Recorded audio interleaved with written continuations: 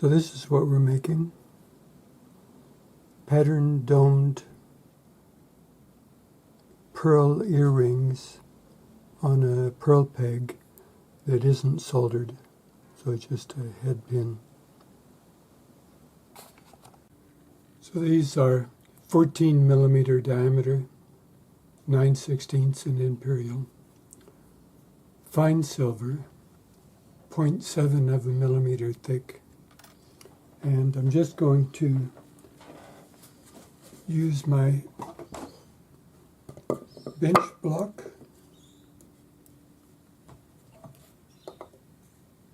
and my jeweler's hammer. I've got a cross peen end on it, fairly sharp, and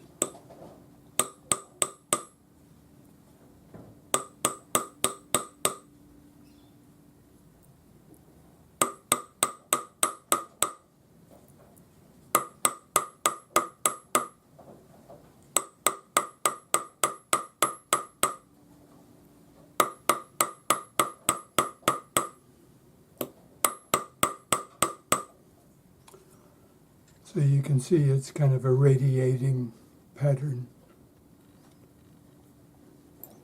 Put as many marks on as you want. Be as random as you want. It's your design.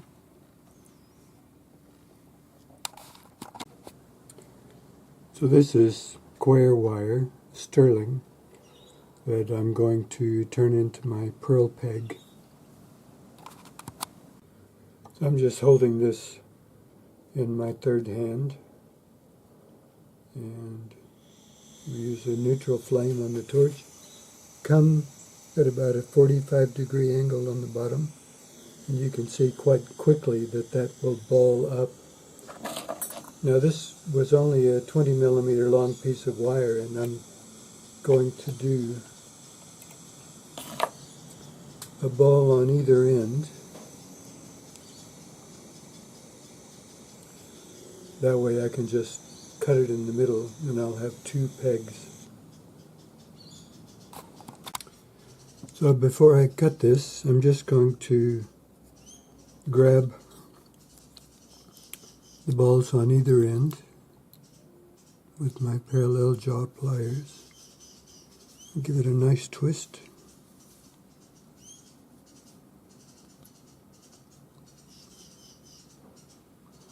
And we're only going to use a couple of millimeters of this, so the middle doesn't matter.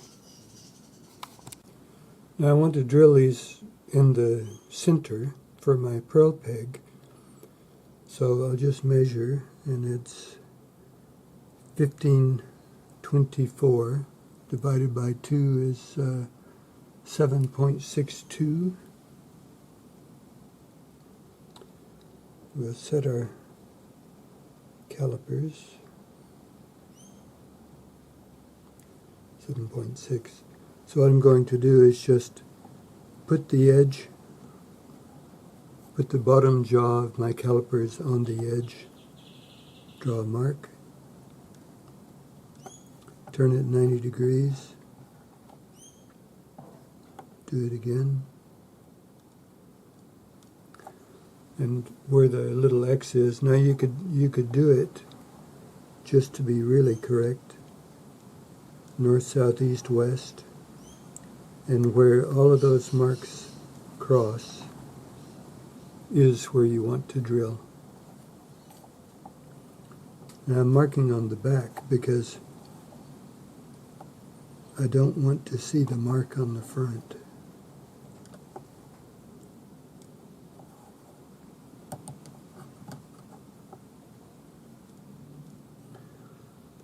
And I'm going to put a mark where I want to drill for my ear wire, 2 millimeters.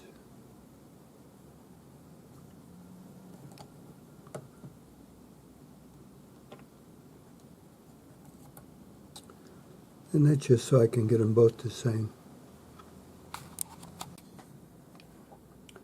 Now, I'm going to use my center punch and just where all of those little marks cross,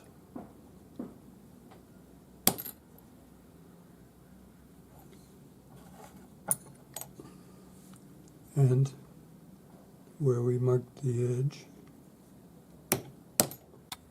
And I'm using a nice sharp 1mm drill bit with a little scrap piece of timber on my bench pin. And that's just so I don't end up with a lot of excess holes in my peg itself. So I've got a few, but it's better to have a scrap piece of timber.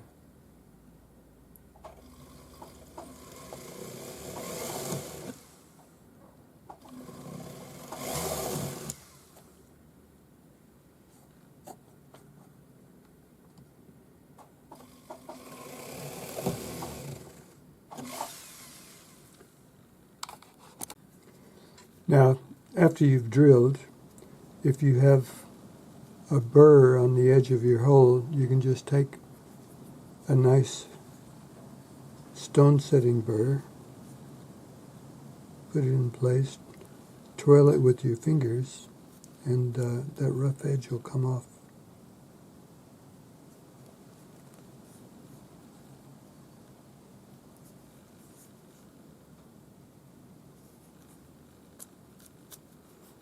And you should be able to run your finger over it and not feel a burr.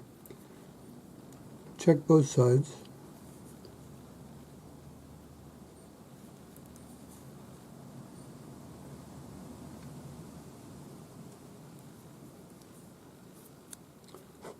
Lovely. So I'm making a set of French ear wires, 0.8 sterling wire, 50mm long. File the ends flat. Sand with your sanding stick, 400 grade wet or dry paper. Do both ends.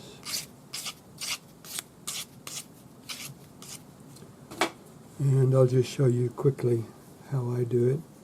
Flat round pliers. Mark your pliers for the size loop you want, and then we'll just use the pliers to measure. So tight against your finger until it touches.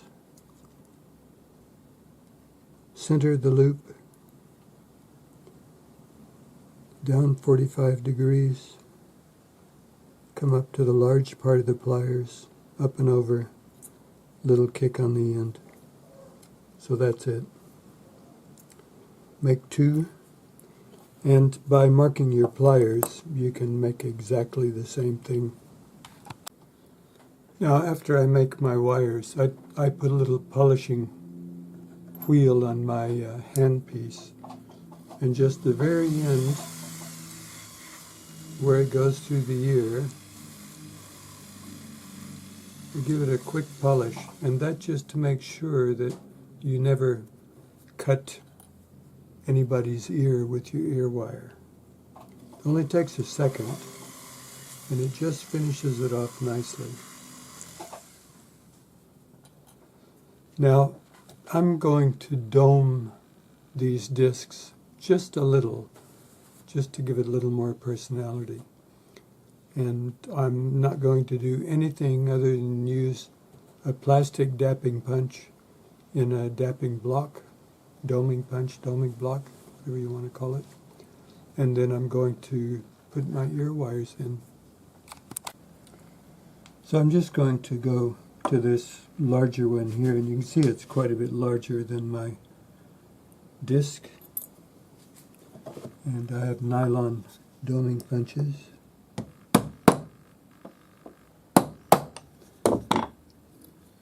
And that's it. That's all I'm going to do. Just a slight dome. Do them both. I mean, you could do it concave or convex. It's up to you.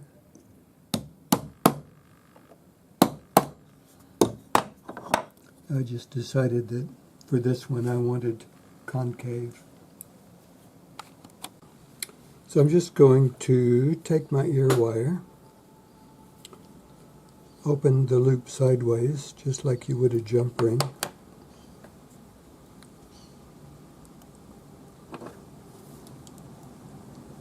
Put the disc on, and when you close your loop, wiggle and push and make sure that it touches, because we're not going to solder and we don't want that to fall off. So that's what it's going to look like.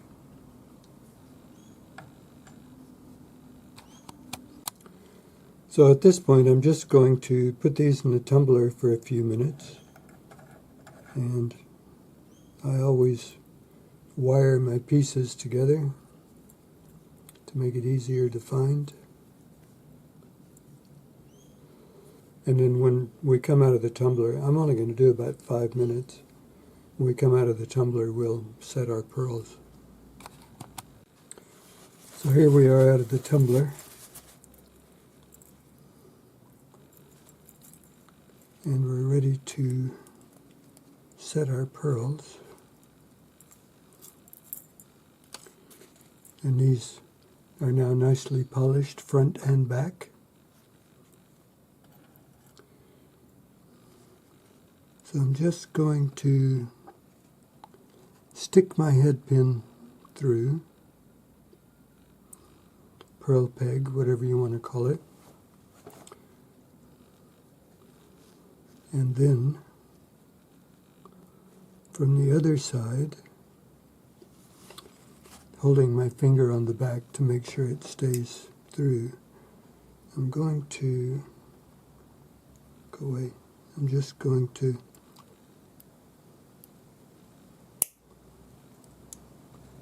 cut so that there's about a 3 millimeter piece sticking through. Now I'm using peacock colored half drilled button pearls, they call it, because they have a slightly flat back. So I'm not going to do a cup for the back of the pearl, I'm just going to put it right on the earrings. Now you can see that these are all different colors, so you just try to get a pair that are the same color. I picked those two. And now we're just going to, I've checked to make sure that the pearl fits the peg, and you always have to do that. So now we're going to mix 5-minute epoxy and put it in the hole in the back of the pearl and then put it in place. Now I always hold the pearl in a set of tweezers so that I don't get glue on my fingers. So we just fill the hole, and I use cocktail toothpicks so that I can make sure that I push the glue down inside.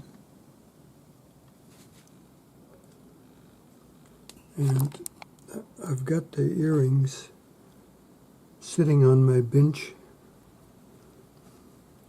because otherwise the peg will fall out. So there we are with our pearls glued on, and you can see, if you look at the back, that there's just a little button that's visible. So that's your pearl peg set hammered domed earrings. Now you don't have to put pearls in, you could just use the patterned disc.